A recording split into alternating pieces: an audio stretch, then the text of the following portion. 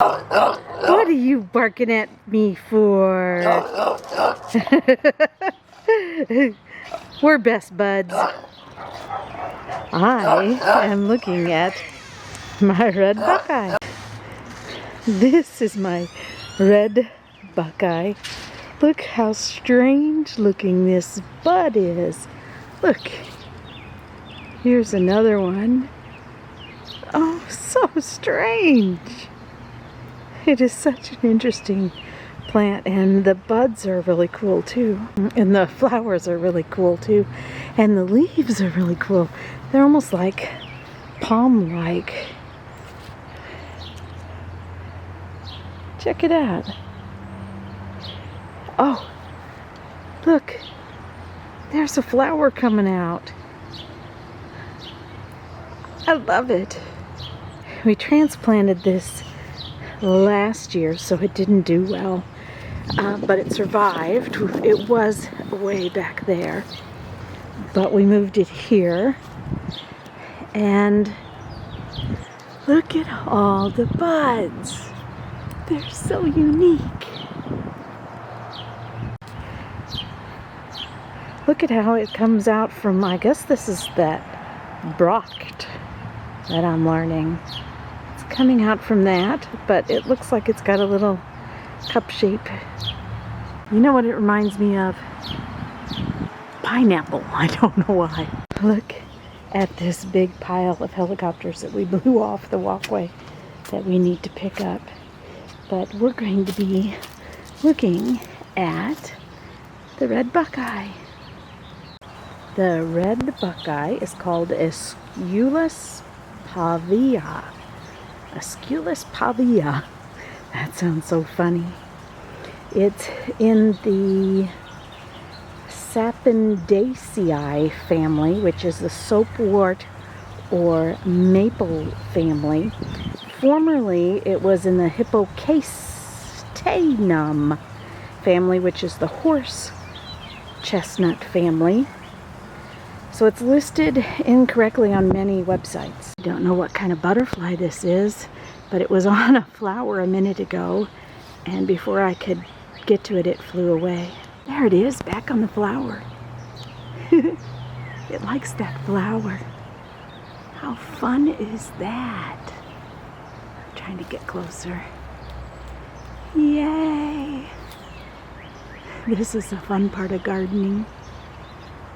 This is a bush or a tree, depending on how you trim it. Hello, little guy.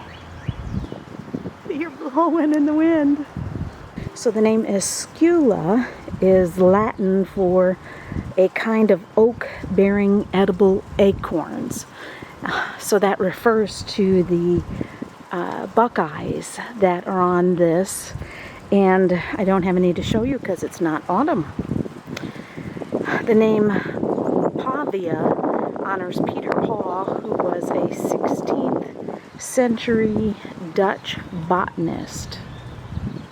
Now this grows really slowly. We've had it for quite a few years.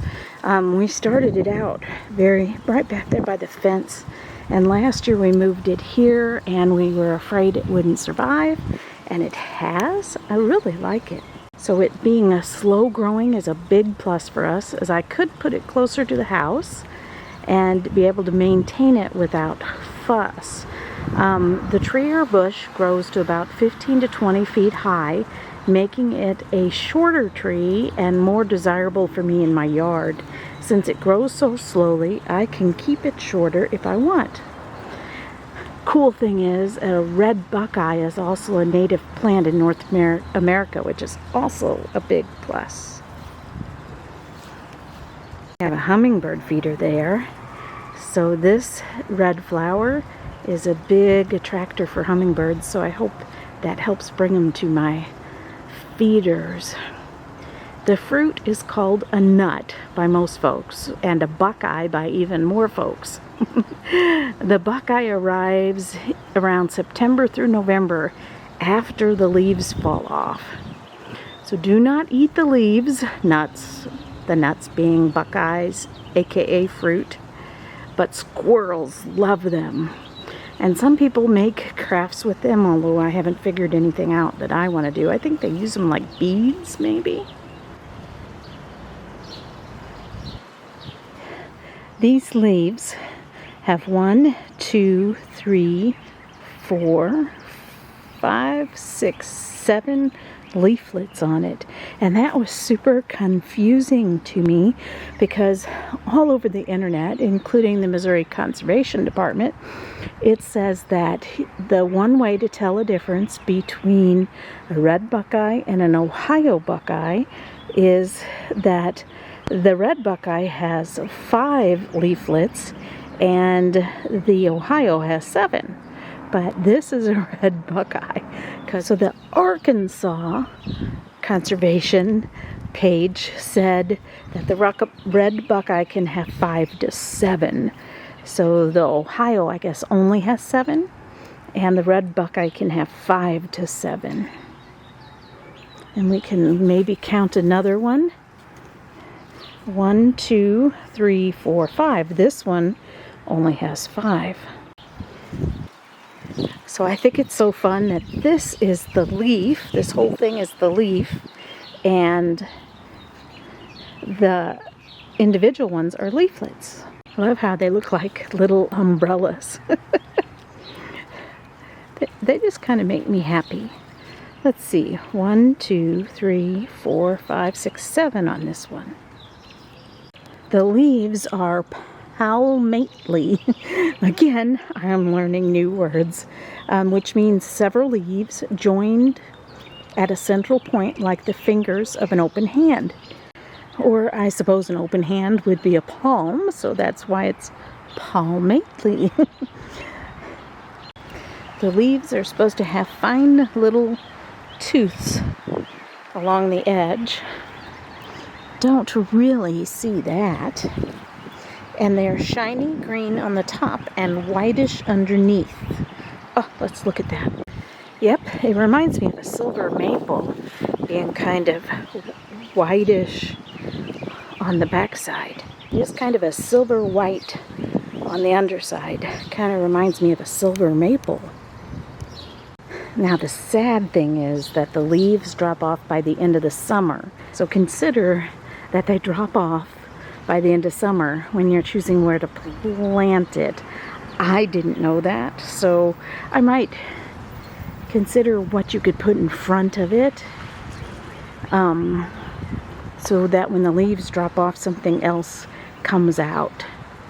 The leaves will drop quicker if it's a year with less rainfall. Also consider that the tree is shade loving and may not take the summer heat well, which is why originally I put it back there in our shade garden. It still gets a lot of sun here, but once the sun goes over the house, we're at noontime here, it'll be getting some shade. Early settlers made soap from the plant's roots and other home remedies from the bitter bark. So the bark.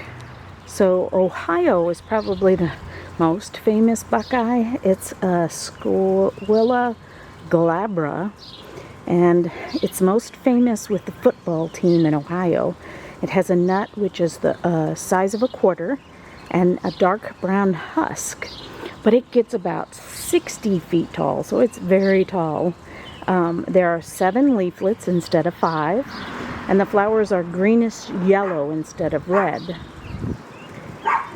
Ohio is known as the Buckeye State and has adopted this Ohio buckeye as its state tree. There's another buckeye called a yellow buckeye, which is a Squilla flava, or sweet buckeye, and its nut seed is a little bit larger than a quarter, a little bit larger than the Ohio, and the nut is mahogany in color, and it gets 50 to 75 feet tall, so I think it's even taller than the Ohio. But my nut on my red buckeye here is a smooth husk, and there's no spines on the nut hole, and the fruit is smaller, so you can always tell by the fruit